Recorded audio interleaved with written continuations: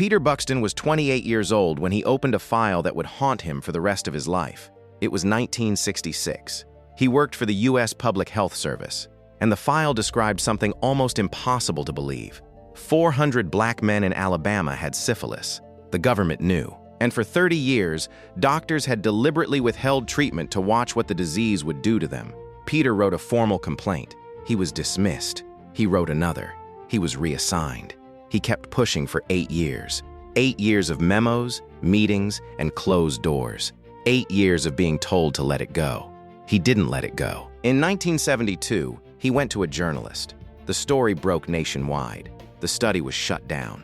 Congress rewrote the laws protecting research subjects. But Peter knew the truth that no one wanted to say out loud. Every year he stayed quiet, trying to do it the right way. Men died. Sometimes the right way fails, and the only thing left is the thing that actually works.